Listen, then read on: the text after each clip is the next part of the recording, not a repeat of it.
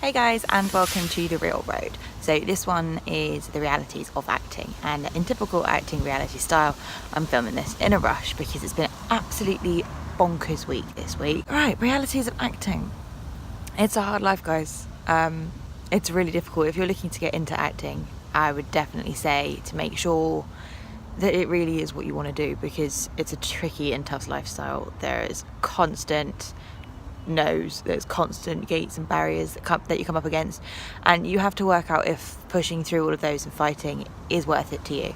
For me, personally, it is. But some of the realities of acting are things that I'm going to share with you now, which is bits that people don't really tend to talk about that often, because it's like the hidden world, because nobody wants to admit when things are going wrong. You generally only see the successes that people go through rather than the repeated failures. And let's face it, the most successful people are only people who have failed more and more times and just continually got up. Here are some of the kind of harder things about acting. Money is definitely one of the hardest things about acting. There's never enough of it. You find yourself working 24/7 almost, trying to just keep surviving. Rent is high. Like in England, London is really the main place to be. Or Manchester's quite good now, but London's really where all of the stuff happens for film. And rent is really expensive. Then you add travel on top of that. Food is really expensive. I'm intolerant to wheat, so I generally have to eat gluten-free, which means they put about £2 on top of every single thing that you have to buy for pretty much no reason other than it's gluten-free. So yeah, that's expensive too. On top of that, you do a lot of work for free. And now I'm not talking about unpaid acting work. I'm talking about the things that you have to do to get yourself in the door. So you'll most likely end up doing work for free to get your show reel in the first place. You will work for free for yourself because you have to do all of your admin, and you have to do all of your social media work, you have to do all of your bookkeeping, you have to do all your audition prep, your line learning. All of that you have to do on your own time. You don't get paid for that, and that's all stuff that you do before you even get in the room, or if you're learning lines before you've even got the job, which most of the time you generally don't because the industry is oversubscribed.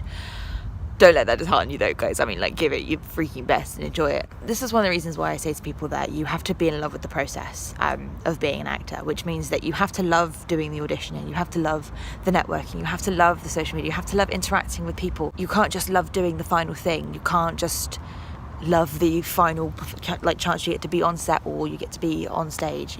You can't just love that and hate the rest of it, because if you do, you're going to be really unhappy. You need to love the whole process. You need to love auditioning. For me, that was an interesting one to get round, because at the start, I didn't love auditioning. I found it really, really stressful. And it was only after I really kind of embraced the fact that the auditioning is actually really the main part of your job. You're going to probably audition more than you're actually going to work. And that's when I kind of fell in love with the process of creating different characters and getting the chance to just play these different characters in this one tiny scenario. You've only got one shot to be that character. And it's like doing, one take in a film or one night show. You have to treat it like that, and you have to really just give it everything you've got. So yeah, keep going with that, guys. Other things, realities of acting that's difficult, you do need to keep learning and keep training. You've got so many different skills that you need to learn. It's not enough these days just to be an actor. There's so many of us.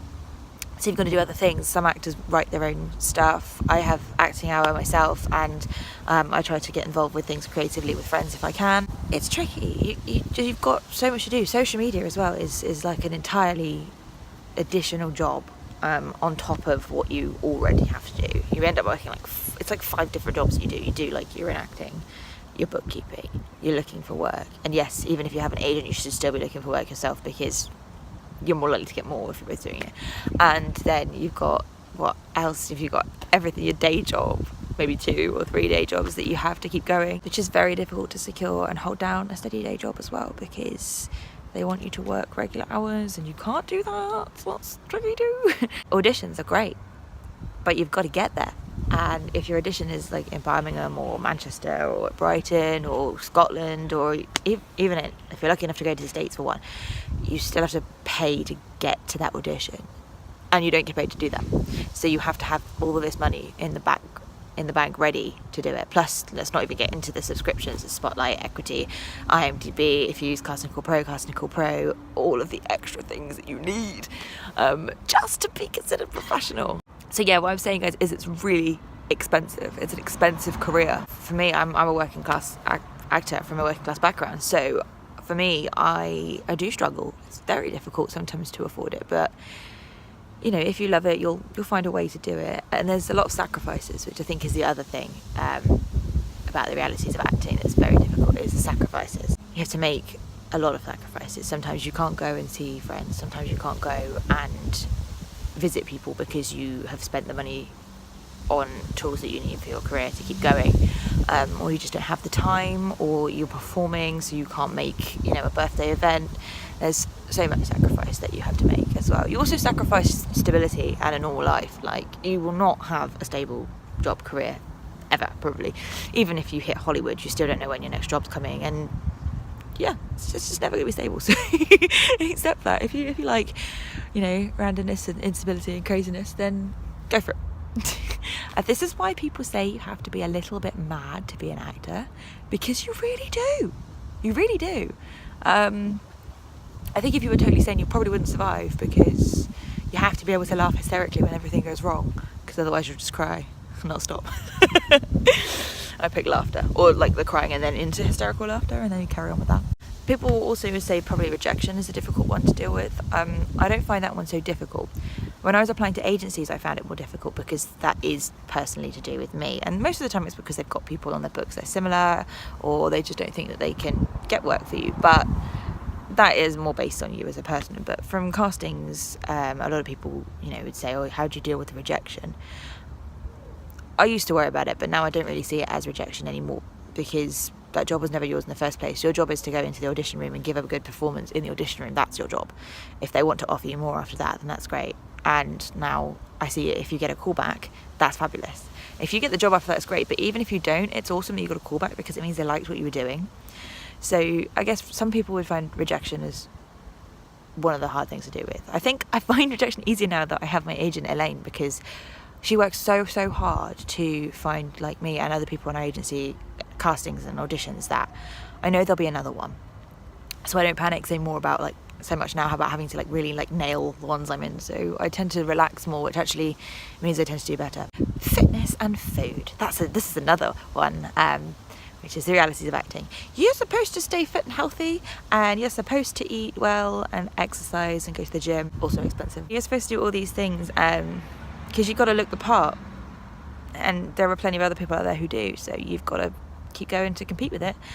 However, finding the time is really difficult, and people go, oh, well, if it's important, you'll make time. I was like, yeah, but sometimes I have 4 hours sleep a night, and like, would you like me to give up, you know, the first one or the fourth one of those to exercise?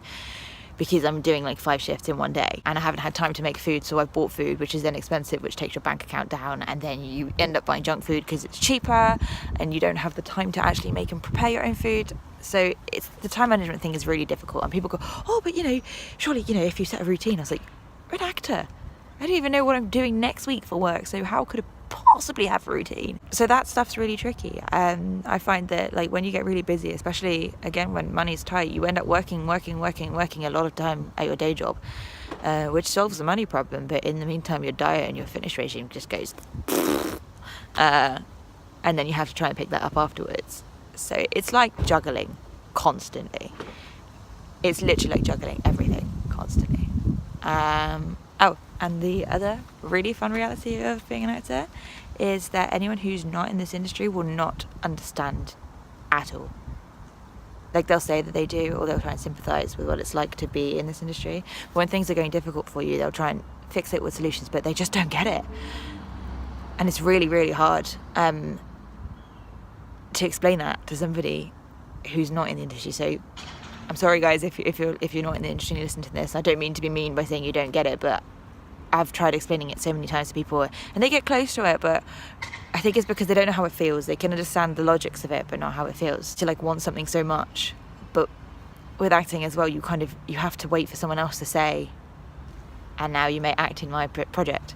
I mean, yeah, you can create your own work, of course, but in the end, like, you still, mainly in terms of like the actual kind of bigger stuff, you still have to wait for someone to give you permission to do it. You can't just go, I'm gonna go and make a superhero movie now. Yeah, how? I mean, creating your own work is a good way to do that, to get noticed. So it'll help you get people to kind of be like, yes, you.